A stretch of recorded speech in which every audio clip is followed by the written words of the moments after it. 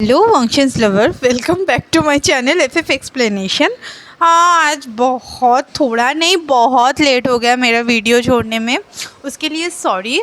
तो चलिए कहानी शुरू करते हैं। हॉस्पिटल में था वो लोग, 40 मिनट्स के अंदर हॉस्पिटल पहुंच चुके थे। और जब तक वो लोग ना आ रहे थे हॉस्पिटल में, तो मतलब शाहजहान का सारा जो ब्लीडिंग था वो डॉक्टर्स ने बंद करवा दिया था, पूरा एकदम उसको बैंडेज कर दिया था।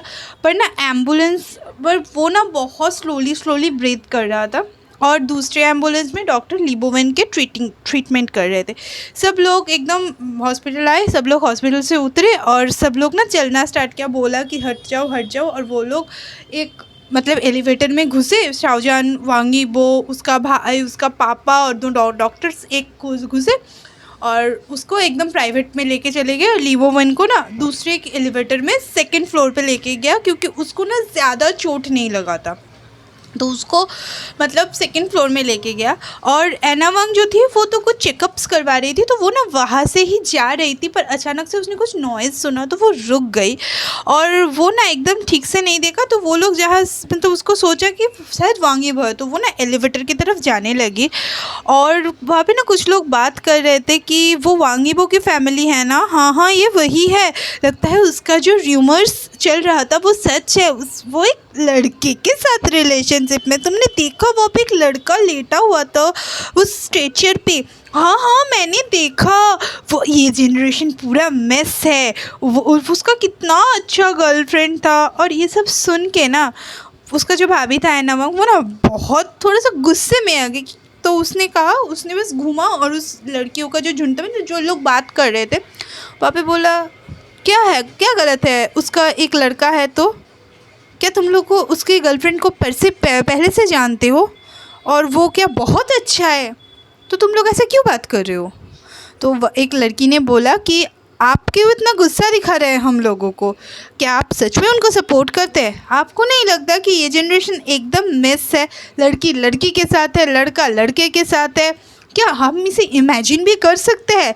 ओह गॉश, पूरा एकदम मिस है। उन लोगों को तो डॉक्टर्स दिखाना चाहिए, क्योंकि वो लोग ना दिमाग से इल है, मतलब मेंटली इल है। और ये बात सुन के ना एना वांग का बहुत गुस्सा आया, और वो ना खुद को नहीं रोक पाई, तो वो ना एकदम चिल्ला के बोली, ये जनरेशन मिस में नहीं है, तुम लोग मिस में हो। तुम लोगों को नहीं रहना चाहिए, पहले से ही तुम लोगों को दुनिया में नहीं रहना चाहिए। और किसने कहा तुम्हें इमेजिन कर, लड़की के लड़की को साथ, लड़के के लड़के को साथ इमेजिन करने के लिए। क्यों तुम लोग इमेजिन कर रहे हो, किसने तुमसे पूछा इमेजिन करने के लिए। उन लोगों को डॉक्टर की ज़रूरत नहीं है, डॉक्टर की ज़रूरत तुम लोगों को है, क्योंकि तुम लोगों दिमाग से पैदल हो, तुम लोगों मेंटल इल हो, पागल कहीं के। और हाँ, और एक भी बात अगर मैंने मेरे ब्रदर इन लॉ के बारे में सुना ना, तो मेरा फैमिली तुम लोगों को नहीं छोड़ेगा। और ये बोल के ना वो एकदम गुस्से में टक टक टक टक करते हुए चली गई। तो अचानक से एक लड़की बोली, क्या वो एना वांग है, हाईक्वांस की बीबी है ना वो। और वो तो हाँ, वो तो वांग फैमिली की बड़ी लड़की की बेटी है। चलो यहाँ से चलते हैं। एना वांग ना थोड़ा सा उसको डिसअपॉइंटमेंट फील हुआ जब वो बड़ा लड़का सुना।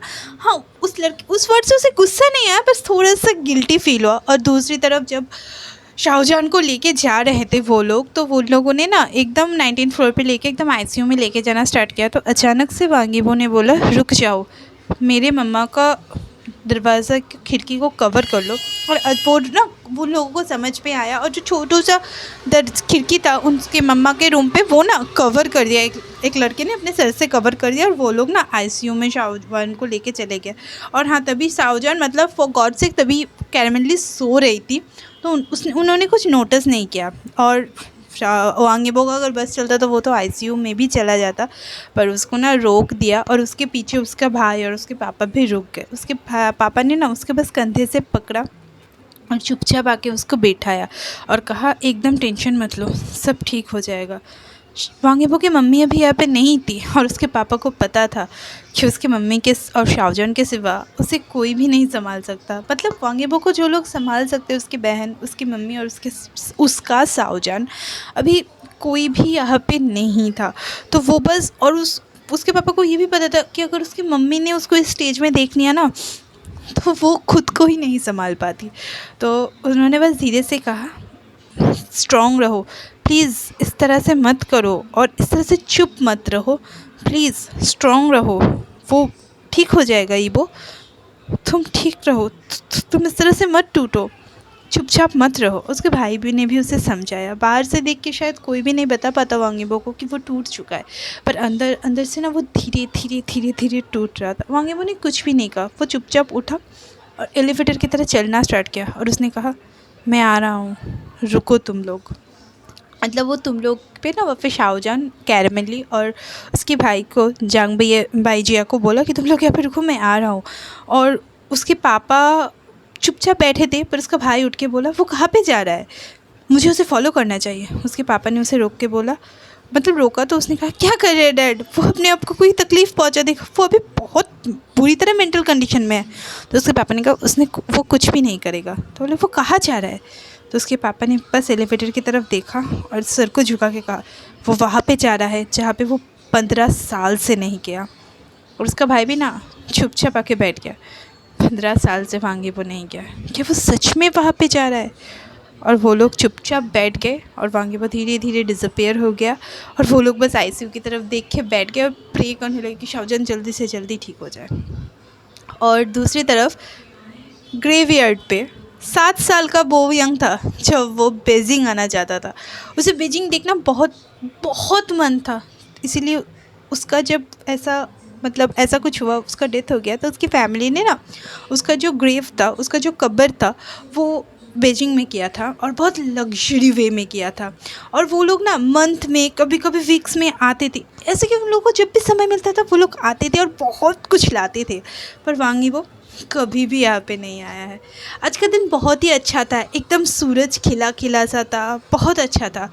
और 13 मिनट्स में हॉस्पिटल से वांगीबो बीजिंग के ग्रेवयार्ड में पहुँच चुका था। उसके दिल में ना थोड़ा सा हेजिटेशन था कि वो जाए या ना जाए। वो कुछ देर गया, रुका, फिर वापस आया, फिर घूमा, फिर गया, हेजिटेशन लेके वो पहुँचा। और जब वो अपने भाई के ग्रेव की तरफ पहुँचा, कब्र को देखा अपने भाई को, तो बस अपने आप को अपने हाथ में देखा।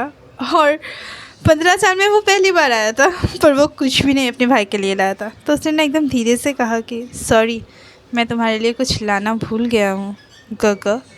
15 साल में पहली बार वांगीबो ने अपने भाई से बात किया था और उसने अपने भाई को पहली बार देखने आया था। तो वो ना बस अपने भाई के ग्रेव के सामने बैठ गया और वहाँ पे बहुत सारे फ्लावर्स रखे हुए थे, बहुत कुछ रखा हुआ था। उसने कहा, मुझे माफ़ कर दीजिए। और वहाँ पे जो पिक्चर्स था ना उसके भाई का, वो बस उसे देखने लगा। वो बहुत बहुत ही एकदम यंग एज का पिक्चर था। और कुछ देर तक वहाँ पे चुपचाप बैठा रहा और कहा, कुछ देर बाद कहा, मैं आपको बहुत मिस करता हूँ गगा, बहुत मिस करता हूँ, मैं आपको रोज़ मिस करता हूँ। आप कहाँ पे हो, मुझे पता है आप अभी हेवन पे हो ना, आप कैसे हो, सब वहाँ पे ठीक ठाक है ना, मुझे माफ़ कर दो। मैंने बहुत देर लगा दिया आपको मिलने आने से, पर कुछ हुआ है गगा। सब लोगों का खोने का डर फिर से मेरे पास आ गया है गगा। 15 साल का था जब मैं एक लड़के से मिला था, उसका नाम शाओजान है। उसका उम्र तब 13 साल था। हाँ, वो एक लड़का था। ये सब बोलते हुए ना वांगीबो बार बार एकदम अपनी सांस को ले रहा था और गल्पिंग कर रहा था ताकि वो रो ना दे। कुछ देर के बाद वो तो चुप हो गया। फिर उसने मुझसे कहा था कि वो मुझसे प्यार करता है। लव एट फर्स्ट साइट, पहली बार देख के उसने मुझे प्यार कहा था, बोल दिया था। और तब मैंने उसे कहा था कि अगर तुम गे हो तो मुझे उससे कोई प्रॉब्लम नहीं है, पर मैं गे नहीं हूँ। और उसने मुझे आंसर में पूछा, ये क्या होता है। और वो ना थोड़ा थोड़ा मुस्कुरा रहा था और कहा, ये वो नहीं था गगा, वो मैं था जो उसे देख के ही उसके प्यार में गिर चुका था, पर मैंने ना उसे एक्सेप्ट नहीं किया। और फिर से वो चुप हो गया। कुछ देर बाद उसने फिर से अपनी आँखों को ऊपर करके कहा, गगा, आपने मुझे एक प्रॉमिस में बांध दिया था, आपने कहा था कि वांगजी शुआन का ख्याल रखना। और अचानक से ना पूरा एकदम वेदर चेंज हो गया, सनी डे, एकदम ज़ोर से हवा चलने लगा, ठंडा ठंडा हवा चलने लगा। पर कुछ देर बाद कोल्ड हो गया। वांगीबो ने कुछ नोटिस नहीं किया कि वो अपने भाई के कब्र की तरफ देख रहा था और कहा, मैं एक प्रॉमिस से बंधा हुआ था, मैंने उसे बहुत बार हर्ट किया है गगा, मैं उससे बहुत प्यार करता हूँ गगा, मैं उससे सच में बहुत प्यार करता हूँ। और ये बोलने के बाद ना वांगीबो बस रोना स्टार्ट कर दिया और कहा, गगा, मैं ना वो ना मेरे डार्क लाइफ पे एक प्यारा सा मतलब रोशनी है। वो पहले से मेरे साथ था, वो अभी भी मेरे साथ है गगा। और वो उसने ना कभी भी मेरे ऊपर गिव अप नहीं किया। और वो हम लोग 11 इयर्स से साथ में हैं गगा। मैं वो प्रॉमिस से निकल आ चुकी हूँ। वांगजी शुआन ने मुझे फ्री कर दिया। मैंने कभी भी आपका लास्ट विश ब्रेक नहीं करना चाहा गगा। मैं कभी भी नहीं चाहता था कि मैं आपका लास्ट विश ब्रेक करूं। पर गगा मैं उससे बहुत प्यार करता हूँ, मैं उससे बहुत प्यार करता हूँ। जीशुआन ने मुझे फाइनली फ्री कर दिया गगा। मैं और वो इंगेज्ड हो गया है ये बोल के ना वांगयीमो ने अपना 2 जो रिंग था, एक गले में और एक हाथ में, वो अपने भाई को दिखाया और फिर से कहा कि गगा इस सब के बाद आपको पता है वो ना एक मिरेकल है, सिर्फ नॉर्मल मिरेकल बॉय नहीं है, वो ना स्पेशल मिरेकल बॉय है गगा। वो प्रेग्नेंट है और उसने कहा हाँ पा रहे हैं हमारे बच्चे के रूप में। हाँ गगा आपने सही सुना, वो प्रेग्नेंट है। ये बोलने के बाद ना वांगयीमो बहुत ज़ोर ज़ोर से कुछ देर तक रोया और कुछ देर के बाद ना एकदम साइलेंट हो गया और उसके आँखों से ना बस पानी गिरे ही जा रहा था। और उसने फिर से कहा गगा उसका कार एक्सीडेंट हो गया है गगा, वो एक्सीडेंट में है। और उसने ना अपने फेस को अपने दोनों हाथों से बस बंद करवा लिया और 10 मिनट तक बस रोता रहा। एम्प्टी ग्रेवयार्ड में सिर्फ उसका मतलब रोने का आवाज़ गूंज रहा था। और उसने कहा ग्रेव की तरफ देखा, मेरा शाओजान का एक्सीडेंट हो गया है, वो दर्द में है, मेरा शाओजान दर्द में है। उसने कहा आप आ रहे हैं हमारे लड़के के रूप में, क्योंकि ये एक मिरेकल चाइल्ड है गगा। डॉक्टर उसको अभी भी ट्रीट कर रहे हैं गगा। मैं उसे खोना नहीं चाहता गगा, मैं सच में उसे खोना नहीं चाहता। आपको कुछ करना पड़ेगा, मैं सच में उसे खोना नहीं चाहता। मैं उसे बहुत प्यार करता हूँ, बहुत। और वही सिर्फ एक रीज़न है मेरे जीने का गगा। इससे पहले वो कुछ और कह पाता, उसने कुछ एक फुट स्टेप की आवाज़ सुना और उसने बस अपने आँखों के आंसू को पोंछा और वो पीछे भी नहीं घुमा और कहा तुम यहाँ पे क्या कर रहे हो, क्या तुम्हें अभी रेस्ट नहीं करना चाहिए था। और वहाँ पे ली बोवेन खड़ा था। उसने कहा वो वांगजी शुआन था। वांगयीमो ने कुछ भी नहीं कहा, चुपचाप बैठा रहा और अपने भाई के ग्रेव को देखता रहा और कहा क्या मैंने उसे कुछ भी ना कह के बहुत स्पॉइल कर दिया है। ली बोवेन ने कहा हाँ, सब कुछ के पीछे वो है, सब कुछ का रीज़न वो है। और ली बोवेन ने ना एकदम डायरेक्टली कह दिया हाँ वो है, अगर आप कुछ नहीं कर सकते तो आपके मम्मी को कुछ करने दीजिए। वो कुछ और कह पाता उससे पहले वांगयीमो ने अपना हाथ उठाकर कहा तो चुप कर, मतलब कुछ बोला नहीं, इशारा किया कि चुप करो। और उसने बस उठा, अपना आंसू आंसू पोंछा, भाई की तरफ देखा और फिर से ली बोवेन की तरफ देख के बोला चलो मुझे पहले मेरे लाइफ को और मेरे बच्चे को देखना है। तो ली बोवेन ने कहा वो अभी तक कॉन्शियस नहीं है।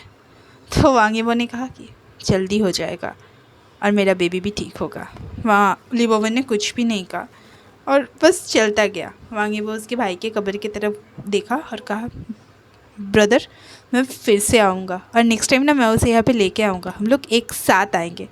और उसने ना अपनी पूरे आंसू भरी आँखों में एक प्यारा सा मुस्कान दिया और वहाँ से चलना शुरू कर दिया।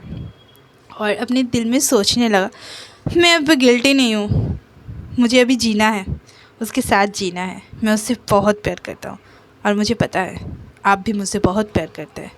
मिरेकल को होने देते हैं, मैं देखता हूँ।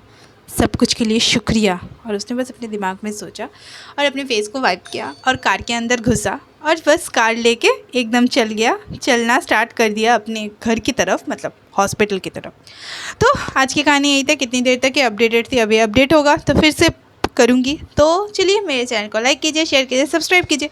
Okay bye.